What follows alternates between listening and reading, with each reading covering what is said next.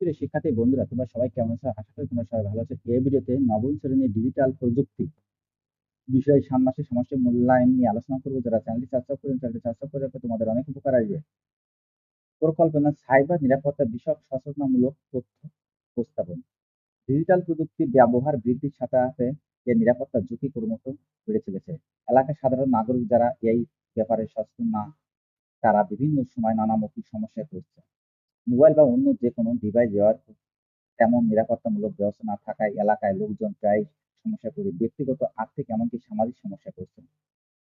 এই বিষয়ে স্থানীয় লোকজনের মাঝে সচেতনতা বৃদ্ধির জন্য তোমাদের এগিয়ে আসা জরুরি, যার একটি চেষ্টা এই প্রকল্পের মাধ্যমে শুরু করতে হবে। সেজন্য তোমাদের বিদ্যালয় বার্ষিক সম্মেলন বা অনুষ্ঠানে সাইবার নিরাপত্তা বিষয়ে স্থানীয় নাগরিকের আমাদের সচেতনতা তৈরি প্রস্তুতির লক্ষ্য 4 জনের দলগত একটি সৃজনশীল উপস্থাপন প্রদান করতে হবে। এই উপস্থাপনায় যে বিষয়গুলো তুলে ধরতে হবে তা অবশ্যই হতে হবে শুধুমাত্র তোমাদের এলাকার নাগরিকের জন্য সাইবার ঝুঁকি সম্পর্কিত নিরাপত্তা বিষয়। বিভিন্ন উৎস থেকে তথ্য নিয়ে তার তুলনামূলক বিশ্লেষণ করে কোন কোন ঝুঁকিগুলোর জন্য নিরাপত্তা কৌশল সময় তোমাদের উপস্থাপনার জন্য বিবেচনা করবে সেটা বাছাই করতে হবে। প্রতিটি উপস্থাপনার উপর দলভিত্তিক বুকলেট তৈরি করতে হবে, যা সম্মেলন বা অনুষ্ঠানের দিন তোমাদের ট্রেন স্টলে প্রদর্শন করতে হবে। সম্মেলন অনুষ্ঠানে তোমাদের উপস্থাপনা বিষয় একটি প্রচারণা তথ্য স্কুলের গুগল সাইটে প্রদর্শন করতে হবে। কাজের ধারাবাহিকতা, কাজ ১, নিজ এলাকার নাগরিকদের জন্য সাইবার ঝুঁকি চিহ্নিত করার জন্য সম্ভাব্য সাইবার নিরাপত্তা ঝুঁকিগুলোর নাম ও কতগুলো কোন ঝুঁকির কথা উল্লেখ করেছে তা তথ্য অন্য দলের সদস্যদের নিকট হতে সংগ্রহ করো। কাজ ২, ঝুঁকিগুলোকে ১, ২, ৩ ক্রমশ রূপান্তর করে সংগৃহীত উপাত্তের ভিত্তিতে নিচের নমুনার মধ্যে স্প্রেডশিটে উল্লেখ করে ফর্মুলা ব্যবহার করে শতকরা কতজন কোন সাইবার নিরাপত্তার ঝুঁকি চিহ্নিত করেছে এবং শতকরা জন একটি বার চার্ট বা পাই চার্ট বের করে। যাতে এখানে একটা চার্ট করে সাইবার ঝুঁকি নিরাপত্তা ঝুঁকি ১, সাইবার ঝুঁকি নিরাপত্তা ২, সাইবার ঝুঁকি নিরাপত্তা ৩, নিরাপত্তা ৪, সাইবার ঝুঁকি নিরাপত্তা ঝুঁকি ৫। কাজ ৩, এই চার্ট হতে সিদ্ধান্ত নিতে হবে যে কোন সাইবার ঝুঁকির জন্য তোমাদের এলাকার নাগরিকদের সচেতনতা প্রয়োজন।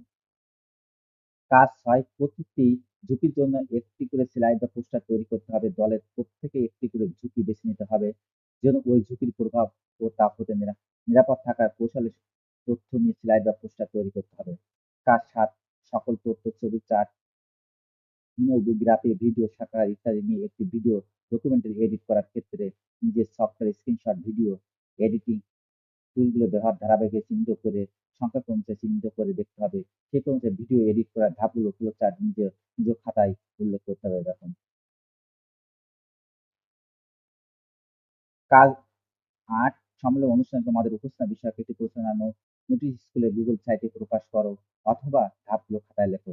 কাজ ৯, পোস্টার ও ভিডিও প্রস্তুতি ব্যবহৃত তথ্য মিডিয়ার ক্ষেত্রে মেধা তথ্য বা কপিরাইট সংরক্ষণ করতে হবে। এর জন্য তোমার ভিডিওর ক্ষেত্রে মেধা তথ্যের কোন কোন বিষয়গুলো প্রযোজ্য তা যুক্তি সহ লেখো। কাজ ১০, প্রত্যেকে যার যার খাতায় আজকের এই প্রজেক্টের দলের সদস্য হিসেবে নিজের দ্বারা সম্পূর্ণকৃত কাজগুলো উল্লেখ করো। আশা করি তোমরা প্রশ্নগুলো বুঝতে পেরেছ।